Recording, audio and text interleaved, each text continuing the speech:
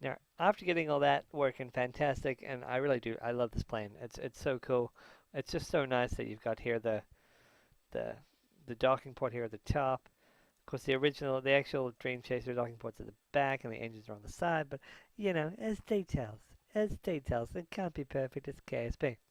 But what's cool about this, obviously, is it holds a lot of Kerbals. So there's two in the front and four in the back. So that's six Kerbals. The Jet Soyuz rocket. Actually, I'll bring that up for you now, just because I can. We want to go back to the vehicle assembly building. So this was obviously the Jet Soyuz, well, Rapier Soyuz that I had been using for interplanetary, I mean, low carbon orbit launches. So it's a modification of the Juno Brick class rocket, but without all the engines on the side and the couplers and the struts. So to obviously reduce weight. And the great thing about this, of course, is that it starts with Rapier engines. It starts with one main chemical engine, a skipper, and then we've got eight. I guess that's eight. Yeah, eight Rapier engines, which start on jet engine mode, and it's only burning. So they're only burning liquid fuel to keep the. So it's like high ISP, really efficient, but not as much thrust. So that's how I normally get into orbit, and that was what I, of course, decoupled, split in half, and stranded the Kerbals with. So what I really wanted to do was replace one of these, although this is really efficient. The only the only downside that I've really found of this obviously is it's all disposable.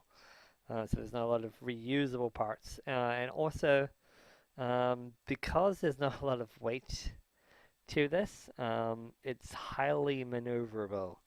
And you're like, I'm sure you're thinking, oh, well, what's wrong with that? It's like, well, trying to dock with it, the controls are really touchy. Even when you've got it on, even you push caps and you're on fine controls, it's still almost too maneuverable. Yeah, there are a couple of times when I've got quite off course because I mean there's a little yeah yeah, okay, it's maneuverable. Now after using this one a couple of times and being really happy with the way it flies, especially in the atmosphere, it's a great glider. The um the dual tails on the other side creates a lot of stability. It's really good. I mean it's not so good for I mean the great thing about this design is that it doesn't roll very much, which is really cool. I liked it, I loved it, but it wasn't exactly like the Dream Chaser, and it kind of bugged me a little bit. I really wanted it smaller. I know I'm such a perfectionist. It's not really good. Perfectionist is the wrong word. I guess crazy, obsessive, compulsive. That's probably the right word. Um, yeah. So looking at this, I like it. It works. It's really cool, but it isn't the Dream Chaser.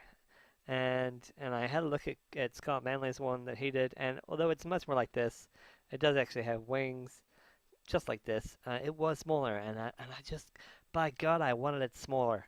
So I know I'm terrible. So what I did was I decided to try and make it smaller. And so I started the XK39 in Dream Chaser, just because I could not think of anything else to call it. And I actually am not sure which version this is. Yeah, so here's the next iteration. So we've removed the actual section with the docking port and the doors, so we no longer have that inline docking port. We have a docking port on the top, and we've got the highly dihedral. Is that dihedral? That's dihedral, and hedral's the other way. I think that's dihedral. So wings angled up on the outside, um, like the Dream Chaser. So that's what I had. That's my first iteration, and I came into a number of really big problems. First of all, probably the biggest problem I had to overcome was by having the wings like this, having an dihedral wing design.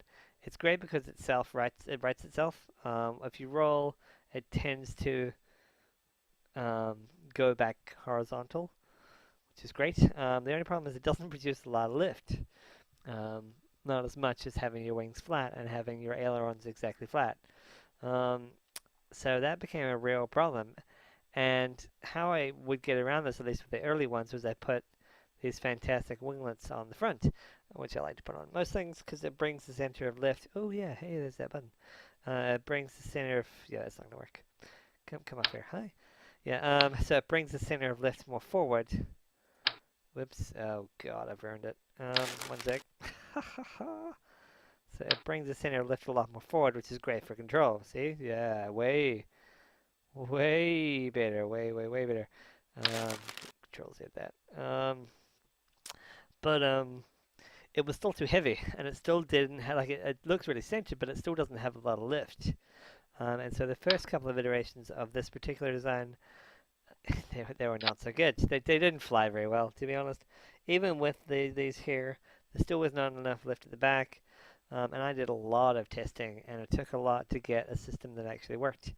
And it came down to, and we'll scroll down. Also, the other thing, of course, is that just as exactly the same as the X38 I designed, the X39 had a real tendency to roll on touchdown because of the placement of the wheels being far too close together and a lot of weight being outside the wheels, which is bad. And of course, it's a really small plane. So the other thing, actually, one moment. So this one is probably my second to last design, I think, something like that. Oh, we're up that way again. Let's have a look. Yeah, so that is like the second to last design, I think. So what's great about this one is it looks really, really similar, obviously. The fuel now has moved from 3 or 4 circular tanks directly behind the engine to these Oscar B fuel tanks that have just, so there's the normal rocket, really, really tiny rocket engines, tanks, but I've taken out all of the oxidizer just to, obviously because it's not going to be used. Yeah, so I moved them to the side. They're actually attached by one of these or one of these, so it's going to be mixed up. And then a fuel line somewhere. There it is. Whoa, fuel line. Yeah, so even this had real trouble with creating enough lift. Basically, it would come down out of orbit and it would slam. I could not get the nose up enough to slow it down enough so that it would land on the runway in less than 100 meters a second, and it would not get above negative like 10 to 15 degree down meters per second. So it was slamming into the runway. It was messy. I might even have a clip for you, which we might clip in, or I may have not.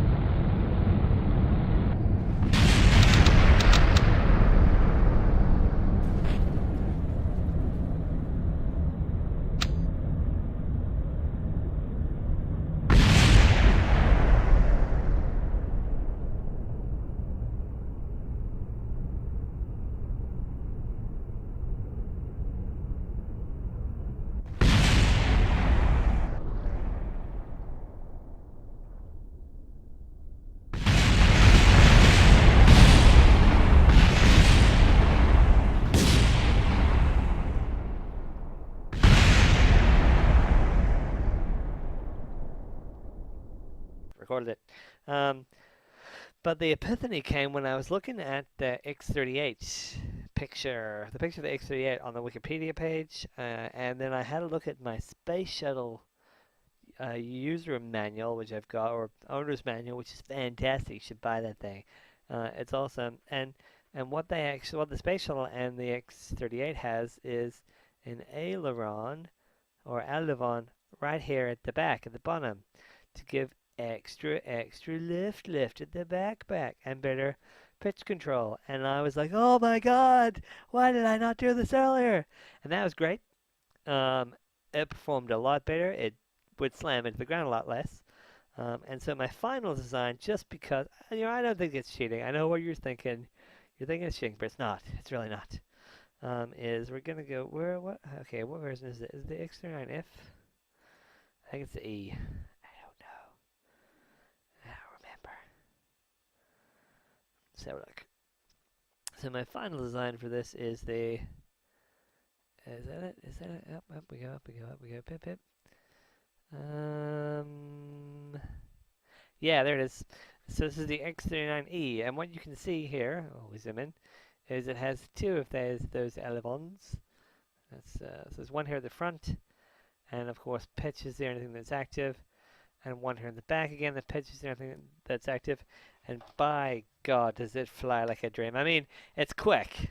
It's a really small plane. I think it comes down with all of these tanks empty because it burns all of this up to re-enter and to maneuver in space. It weighs about 7.9 tons, which is not a lot. And the other cool thing, obviously, other than the fact that it works, is it's got lots of chutes in case it doesn't make it to the runway, and it's got a probe core on here as well, or a drone core. So, if necessary, I can bring this thing. Oh, why are we not going up? I can launch this entirely without any Kerbals on it, and then dock it to something, load up 6 Kerbals rather than say 4 if there was 2 Kerbals already inside here. Dock it to something, get the Kerbals out, land them, return them home. So that's fantastic. Yeah, so I'm now going to show you just how this thing performs and how awesome it is. Right, welcome back everyone. So we are now on the runway, not the launch pad, and I'm going to throttle up, turn this on so we can see how we're doing. It's going to bring up the map. So on the pad, all fuel ready to go. This thing weighs 188.14 tons and 97 parts of awesomeness. Dun, dun, dun. And should we get some lights? Yeah, no, that should be fine. So, are we ready for launch? Let's go for launch. I'm actually not sure where the station is. On the other side. Oh, cool. No, we won't go to Jebediah 1. We'll go to the Kerbal National Space Station. It's the wrong time. Should I? I could time accelerate so it's approximately, close to us, but I don't think I'll bother. It's all good. We can always do, we can alter that. We can change our trajectory on the way. So, 1, close air intakes, throttle up. RCS, SS, launching in 4, 3, 2, 1.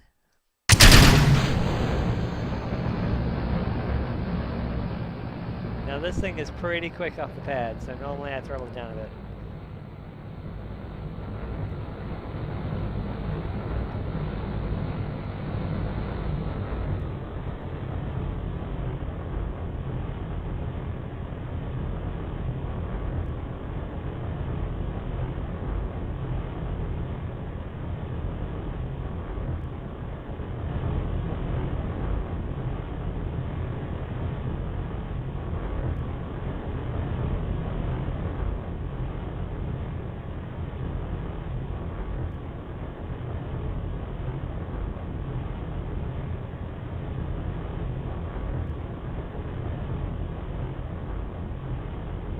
So we're at 2,000 meters and it's already going 140 meters per second. And that's with throttle it down. So you can imagine this thing can get up to 300 meters per second at 3,000 meters, which is way overkill, but it's great. It's good to have power, more power.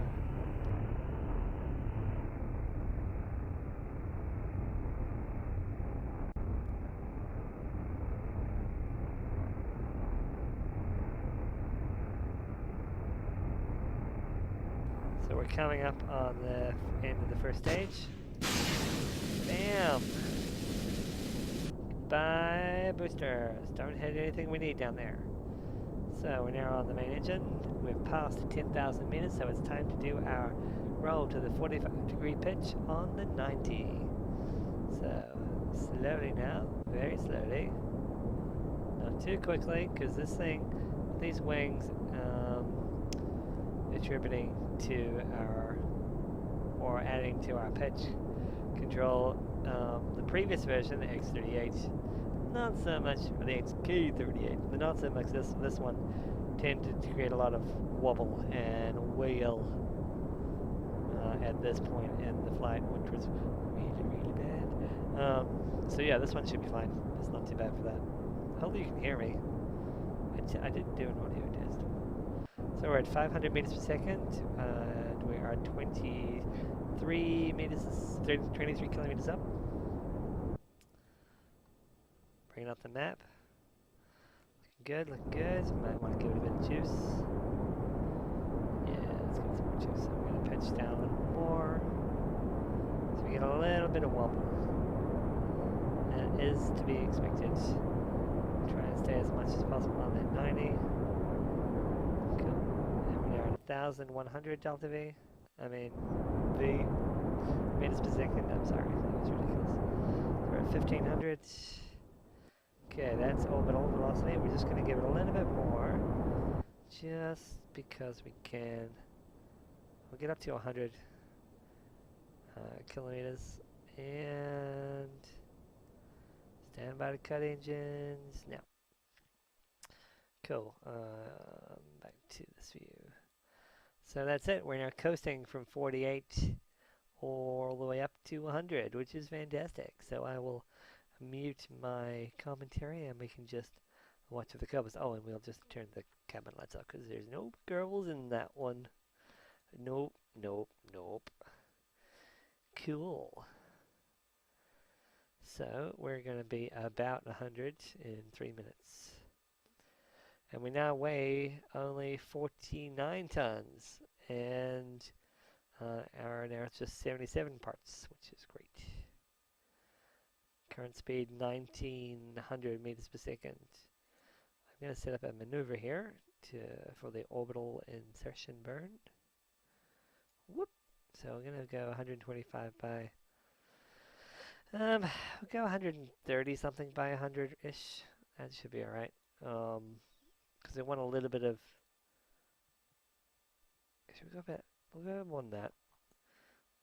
Let's make that 100 and. Yeah, 275. That'll do. That should give us enough of an orbital difference with the space station to get a big difference in intercept or in target location for the intercepts. I'll explain later. So 2 minutes. Let's do some time accelerating. And actually, before we do that, it's going to pitch down and make us point in the direction of our maneuver. Although at the moment that's under the horizon. It won't be in 2 minutes and 10 seconds.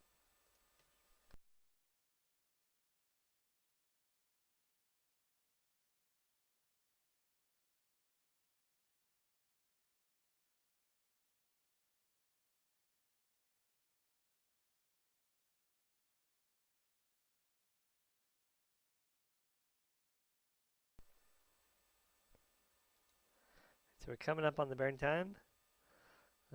We just come out of time warp. Time warp. So it is an estimated 10-second burn at maximum thrust. So we'll be doing that, but we're going to do it obviously 5 seconds before the node and 5 seconds after. Yeah. So we're coming up on it. We could do it at 10 seconds before at half throttle, but nobody does that. I mean, sometimes you do that, obviously, if you're worried about overheating, but we're not. 7, 6, burn.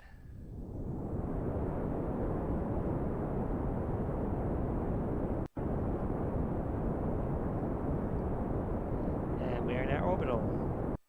Boop. Okay, that'll do. Excellent. So let's just check our maneuver. So our PE, or the lowest point in our orbit, is 103, which is probably above the station. Ugh. And our highest point is 281, which will do fine. And we're going to select the space station as our target. Current intercept point, we're going to be 1,000 kilometers apart, which is lame. Also 0.7 degrees off, so I might just fix that. But first, but that's no toll, but that's not all. What we're going to do is we're going to jettison the fantastic segment that got us into orbit in the first place. So staging in 3, 2, 1. Cool, so the plane is now on the monopropellant engines, hence the loud noise. And we only have 34.41 units of liquid fuel left. But that should be all we need.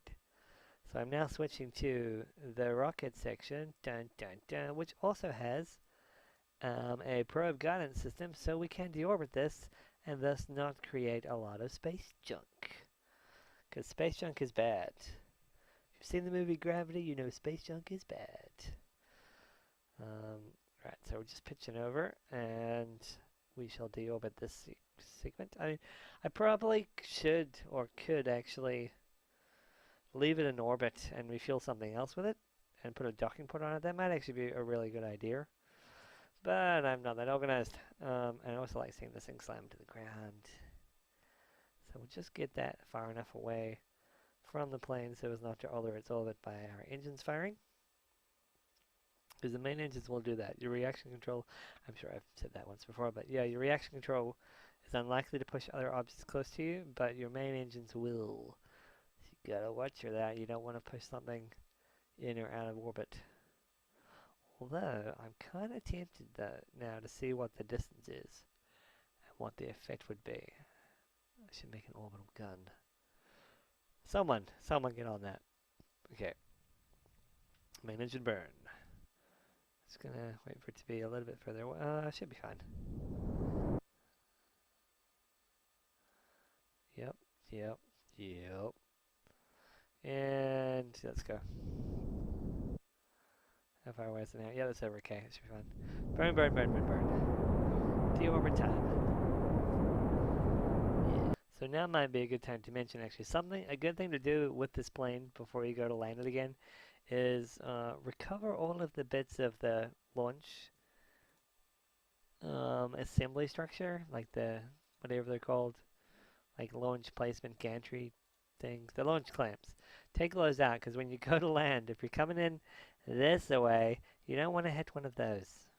Trust me, you don't want to hit one of those. I don't think I have a video of it, but once I got very, very, very close, and it was messy. Very messy for Kerbals. And we're back on board the X-39E. Hi, and it's daylight time, so let's rotate this thing around so its solar panel can charge the battery. Oh, it's good. Ooh, is this an eclipse I see before me? Fantastic. Cool. Okay, so the battery's charging. That's the only solar panel on this thing, so yeah, I gotta be careful. Actually, we'll pitch it. Oh, wrong way. Whee! Yep, that should help with absorption. Okay, the battery's charged anyways. Right, target. Hi, target. First thing we're gonna do is we're going to find the, it's here. Let's find the node for inclination. And we're going to zero out the inclination difference. I'm going the wrong way. Yep, I am.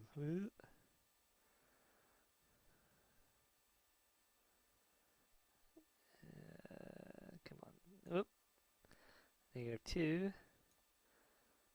0, 0. Yep, perfect. Okay, so I'm going to do a burn. Well, where's that gone? Alright. So we have a 21.5 meter per second burn in all of 4 minutes, which is heaps of time. And it's at this point because we're changing our orbital inclination. Stop. See what I mean? This thing's really maneuverable too. I guess you can't really tell how much I'm pushing the buttons, but not a lot. It's great. Cool. So I'm just going to time accelerate until we get to our burn. And of course now we're burning the monopropellant engine, the monopropellant fuel only now, if you'd forgotten from like 2 minutes.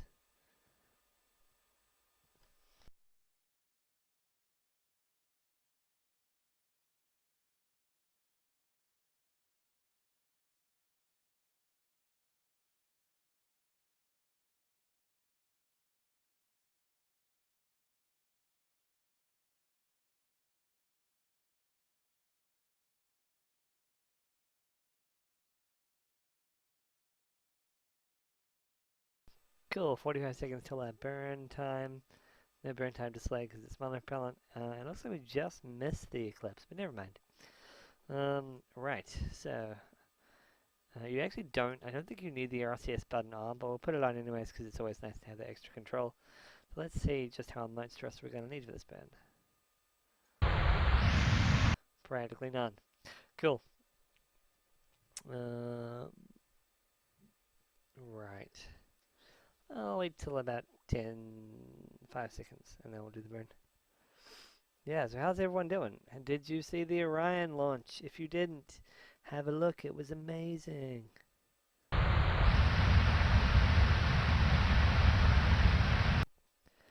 Cool. 0.5 difference. So that should be. Are we good? Yeah, cool. So, oh god, where's the station gone? Okay, so we're zooming out. So currently, on your current orbit, we're going to be nearly 1,000 kilometers away. So we don't want that. So I'm going to turn this off and turn that off. I'm going to do. And normally, what you can do is you can swing out or you can zoom in, but I'm just going to keep going round and round and round until we're closer. It's great. Honestly, it's probably the easiest way to do it. It's certainly the most fuel efficient. Incidentally, we now weigh 11.55 tons and we're only 61 parts. Yeah, so I'm going to do some time acceleration and I will see you shortly.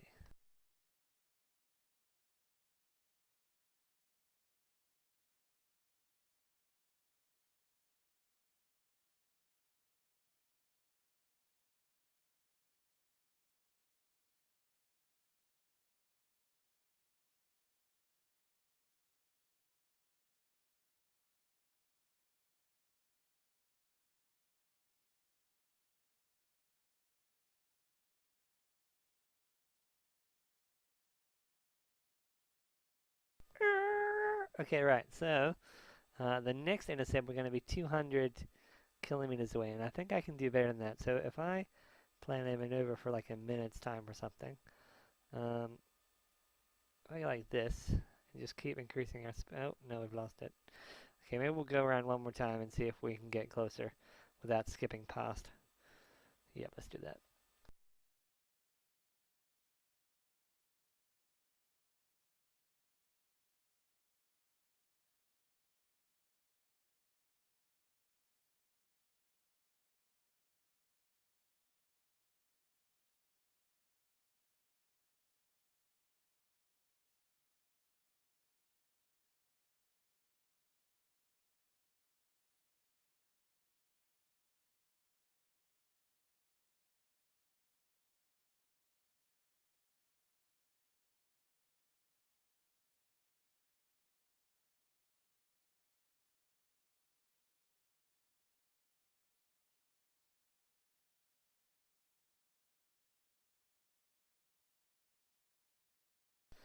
Okay, so we're coming up to the intercept. Hopefully this now jumps closer and not past. Fingers crossed, everyone. Otherwise, I might have to be a little bit more creative. And okay, it has jumped past. Okay, so right.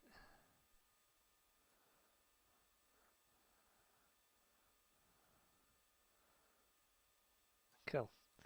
So now if we reduce our speed by 90 meters per second, the next intercept, assuming we're still going to be high, we're not going to be going under 70 meters. No, we're fine. It's under 70k. So now, 2.5. We can do better than 2.5. Nope, apparently not. 1.8. Yeah, that'll do. Okay, so in 2 minutes we do a maneuver which will change our orbit to be closer. So we'll be going a little bit faster than we were. And we will arrive at this point here at the same, or at 800 meters away from the target, which is great, which is what we want. Yeah, that's just the way I do it. I like to swing out sometimes. That sounds wrong. Yeah. So, it looks like I love the improved nav ball with the arrow. So much better. Yeah, so basically it's a retro burn. Oh, and I totally forgot to see what exactly how much delta V this thing has in space. It should be at least 1,000. I'm actually not sure, but next time. Okay, so 1 minute, 30 seconds. We have a 6-second burn. Let's do a bit of time. Sorry, let's not skip past it. Cool. Slowing down again. Okay. Right on the money, please. 17 seconds before node. So we're looking for 3 seconds, basically. Yeah. Bum bum bum bum bum ba-dum. 5, 4. Bam.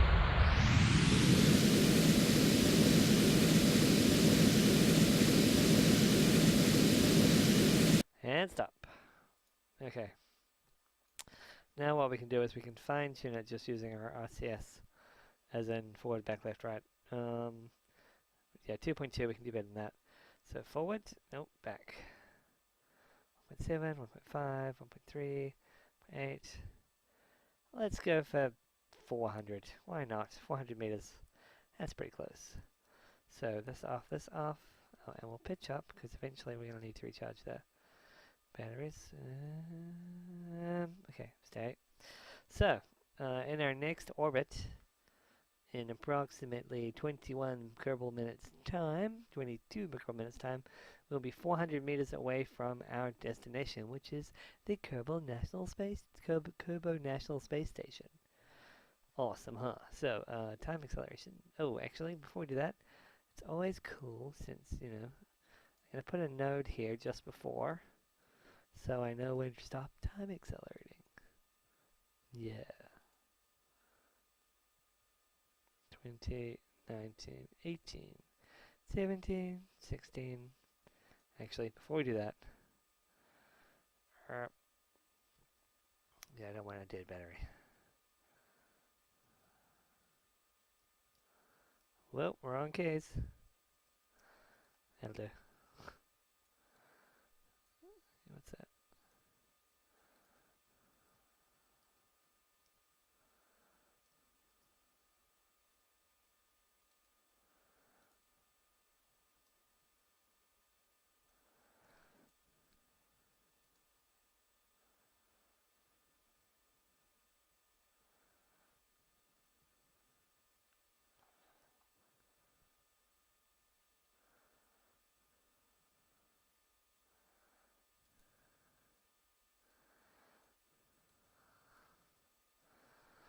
So, we are 3 minutes to a rendezvous. The station is only 23 kilometers away. It's a little bit over 3 minutes, isn't it? Rip. Oh, God, it changed my focus. Oh, well. Never mind. Yeah, so we are 2 minutes, 48 seconds away from rendezvous. And we only have a different relative speed of 150-ish meters per second, which is great. So I'm going to turn towards our retrograde to the target. So this is the relative direction that we're going to the target. And get ready to burn all of that off. So we'll be sitting right next to the target, stationary in relation to it, which is great. And essentially what I'm doing here is making our orbits exactly the same. So what I'm doing is pretty much killing all of that difference, but right here. Which is fantastic. So, are you ready, Jedsby and Ronlo? This is not the first time Jedsby and Ronlo have been to the station. That is like in a plane like this. In fact, it's probably not it's not even the 5th time. It's probably number 6 or number 7, at least. But that's great. They've had a lot of practice. Something shouldn't go wrong. Speaking of shouldn't go wrong, I'm just going to do a quick save. Just in case. Cool. And you know what's nice? Not having to do a docking at nighttime. I hate doing a docking in the night side. So 11 kilometers and closing. 1 minute, 20 seconds. So when I get really close, I'm going to burn most of that away, which is great. So down to 120 meters per second difference between the station and us, which is cool. It's always good.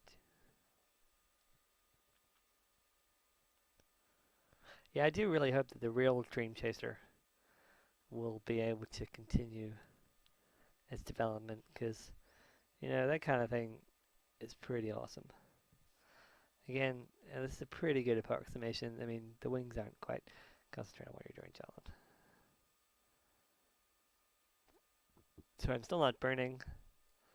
I'm going to leave that till we're really, really close, just because it's easier and more fuel efficient. Although we've got, we're going to use like 15, 17% of our fuel. Okay, the game is now loading what the space station looks like because we're at 2.3 to 2.2 kilometers out. Cool. And frame rate has tanked, which is to be expected because it's now loading all of the parts for the station as well. 1.6, 1.5, 4, 3. Whoa, that's coming up fast.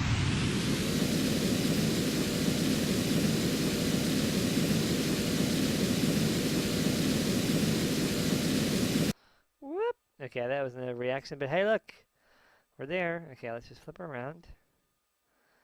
Beep. And thank you, boys. I probably did it a bit soon. I saw it coming up really quickly, and to be honest, I freaked a little. Just to be expected. And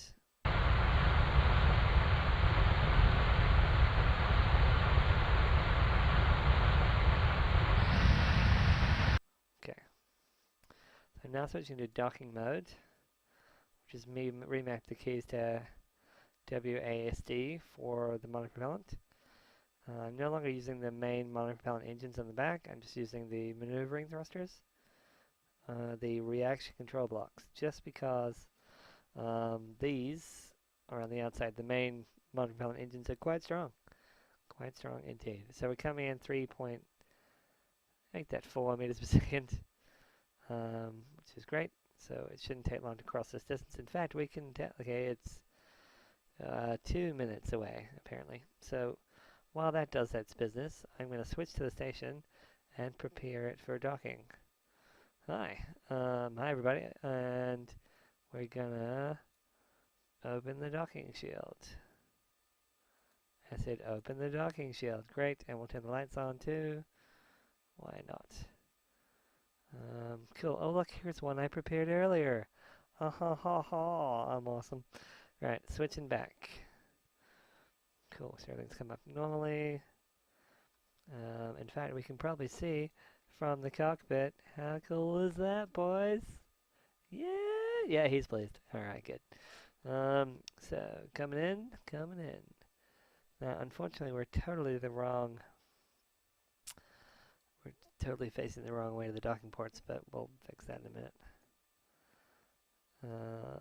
Right. Actually, we can probably fix that now by going like so, and then like so. Yeah, we're coming at the top slash bottom. This is the right side, isn't it? Yeah. Cool. So we're going to start slowing down too. So we're at 300 meters distance, which is like a running race distance, which is fantastically close. And we're coming in still over the top. Let's bring it down a bit. Now at the moment it's giving my relative position to from the cockpit to this like the top control point on the station, and that's probably further than of course the closest point, which is likely to be this corner of the station. So it's something to keep in mind, trust me. So as not to accidentally slam into one side. I mean, my station probably isn't 200 meters long, but you know, you never can be too careful. Just gonna bring this. So we got 660 of the monopropellant, which is great. Fantastic. All right, how we doing? Ah, getting there. I don't recommend doing time acceleration this close to something else, just in case you slam into it. We can turn the plane's lights on and make the station look a bit shinier. There we go. We're heading for this docking port here, but I haven't selected it as a target yet, just because I'm trying to be a little bit cautious. Let's make this thing go faster. Dun, dun, dun, dun, dun.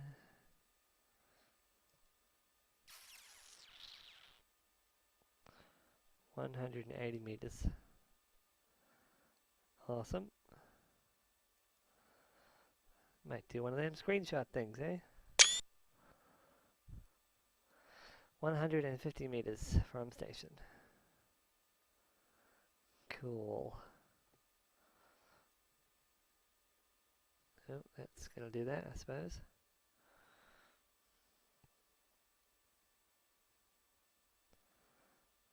kind of awkward doing this sideways, isn't it?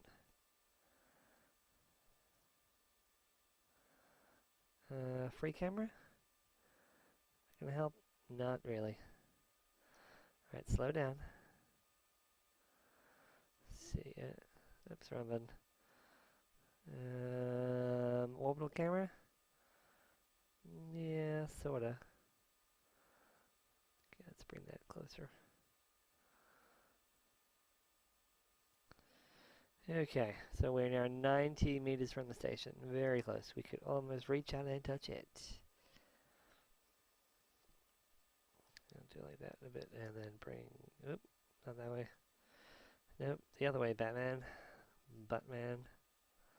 That's better.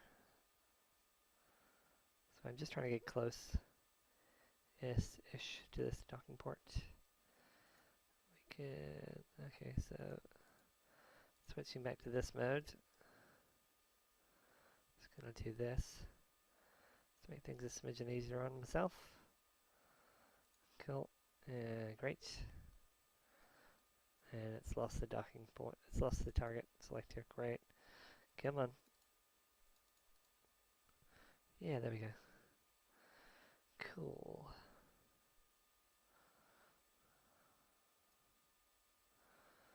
This way, smidgen. And then... nope, that way.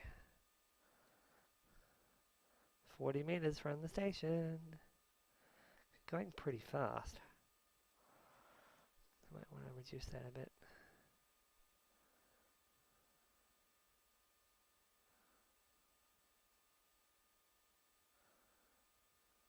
Or, you know, a lot. So it's like 40 seconds to impact if I've got it wrong. That's kind of bad for me. Okay, slow down, slow down, slow down, slow down, slow down. Don't want to have an accident. Okay, the other one. Right, cool, and then that way a bit. Okay, and then forward.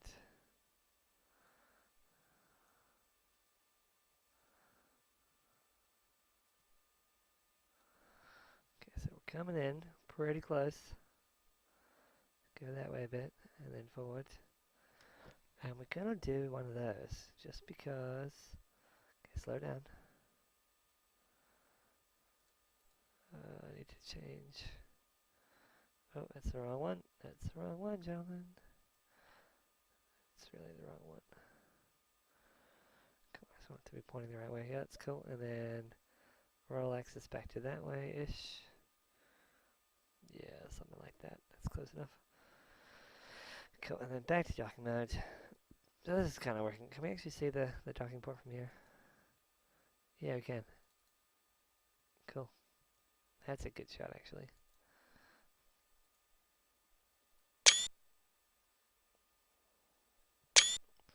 I mean, we're way off at the moment, but we're going to fix that in a second. Okay.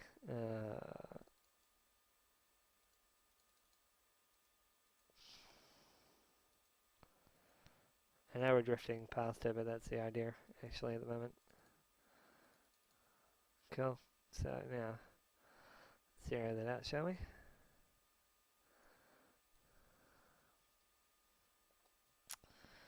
That away. Cool. Brilliant. Now, kind of eyeballing it. It's never really a good idea to eyeball the docking, but yeah. We're actually pretty good. Yep.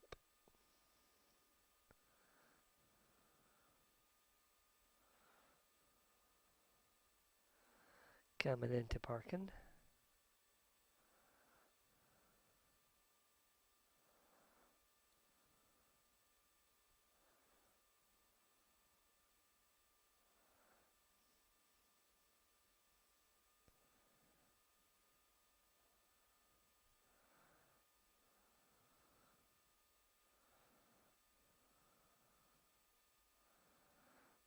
Okay, actually what we're going to do is I'm going to zero everything right now and just...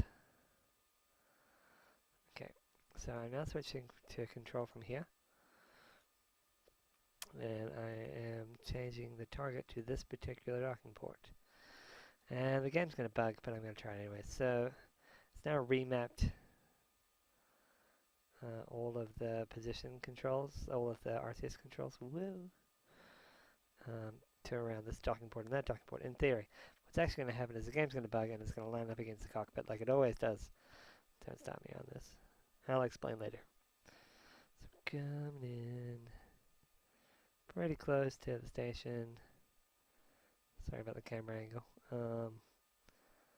Yeah. So what I'm doing here is I'm obviously watching the direction I'm hitting, which is my primary yellow circle, and keeping that very much within the pink direction to the target circle. How are we doing? You see it, even though I've told it to control from the docking port, it's still lining us up on the capsule, which is really, really lame. That is a bug in the game. I'm going to stop for a second and push us more lined up properly. Cool. And now it's nighttime. Awesome.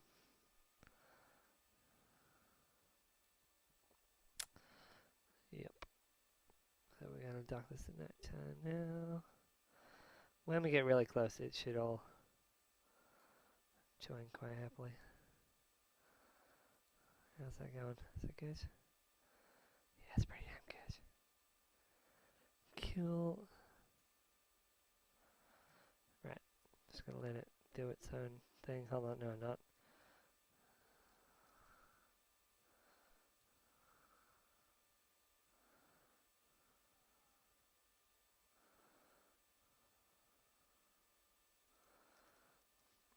Okay, no, I landed up totally wrong.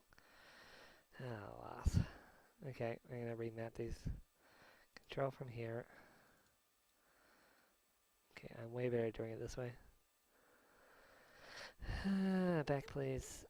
And then away from you, and then that one. Yep.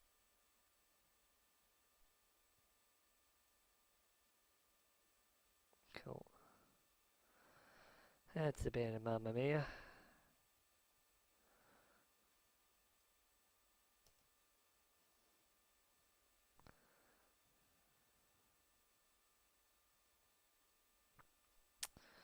Yeah. Nice if you can see. It's very dark. How's that axis? Perfect, pretty much.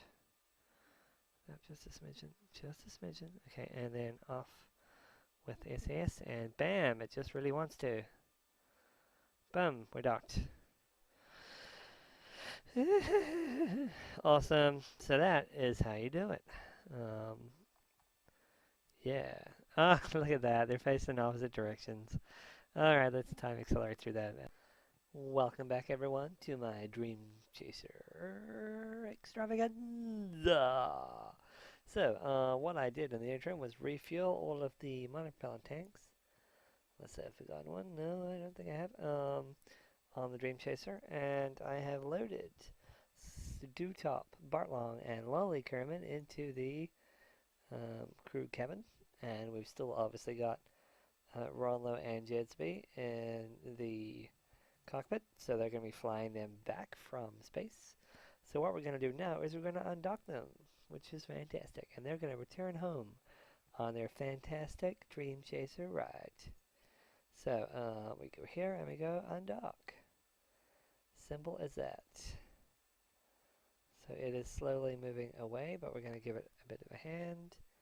Bonk, bonk. Just make sure it's still control from here, which is great. And I want to go down, which is that away, yeah. And while that's doing that, I'm going to switch back to the station. Hello, Tom Gel, doing Tom Ball, Tom Rod, Nedrick, and Nedkel. I'm going to get you guys to sit tight on the space station, and I'm going to close this door. Just for tidiness. Close docking shield. Cool, that door's now closed. Brilliant. Back to the fantastic Dream Chaser. So I'm just gonna get some more. Whoa, wrong way. Get some more distance from the space station. Yeah, cool. Pass the escape pod. Passing the escape pod assembly. That's a pretty cool mamma mia. Of course, this thing makes those escape pods entirely redundant. Yeah. Anyways. So, now we are going to rotate towards our orbital. So there's the direction we are going, right this way in space, in relation to Kerbin, and here's the retrograde of that. Bonk. Perfect. So very, very soon, well, sort of soon, we're going to need to burn in that direction to.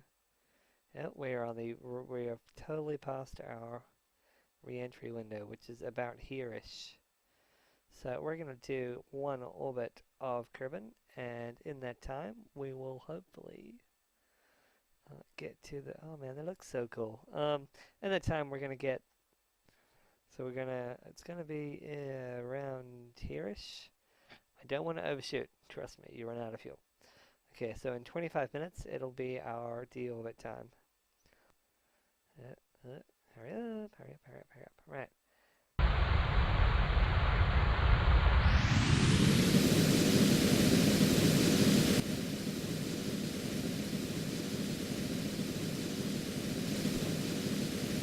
Lunar line is obviously our course. And we can also use the link version of the order to. Hold on, it's wobbling a bit. Just gonna deselect this as our target.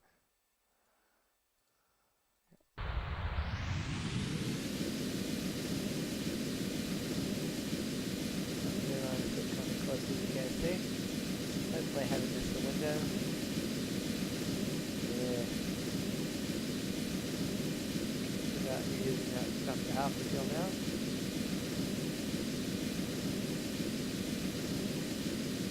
On target, stay on target.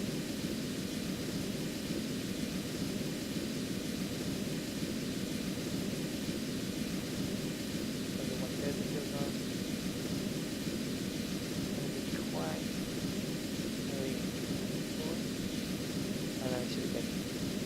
Get nice and close. That'll do nicely. That should be fine. Actually, just quickly check. Oh, yep, no, that's pretty good. So, boys and girls, you are about 5 minutes away from home. Flip you around.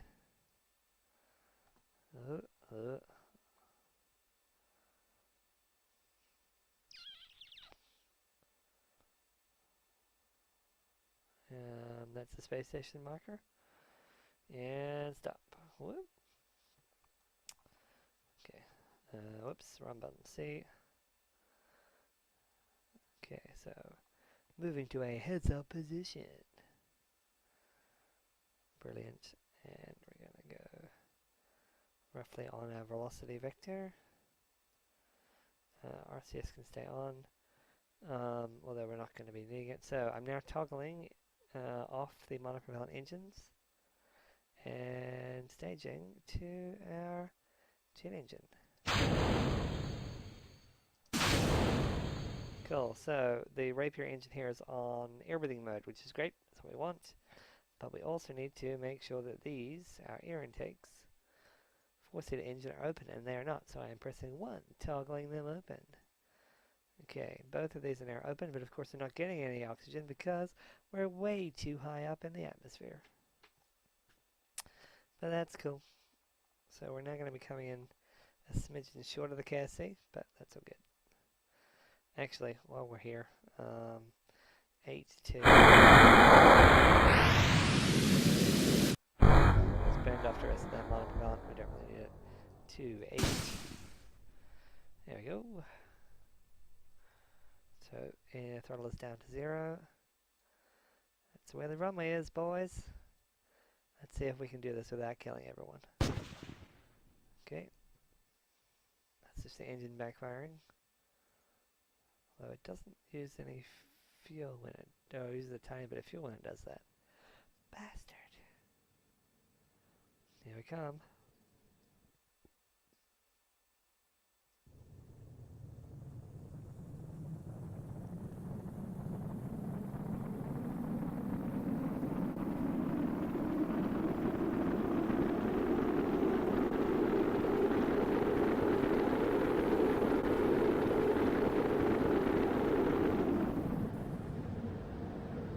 Currently at 10 kilometers up. 600 meters per second. Okay, we should now have enough O2 to activate the engines. The aircraft is responding to that.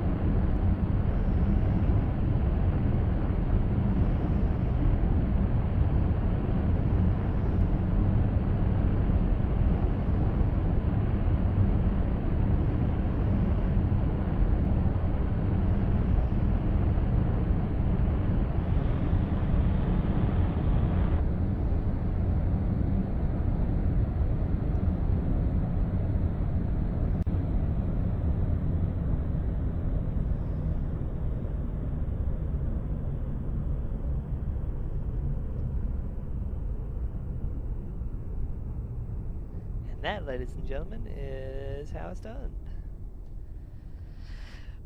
That's still stressful every damn single time. Right. So, from runway to runway. Just like that. Just like the real Dream Chaser. And we've only used a total of 13 units, well, about 13 units of liquid fuel. We've used a lot of money per pound, but that's still really awesome. Not including launch, obviously. Yeah, thanks everyone for watching. Hope you enjoyed that.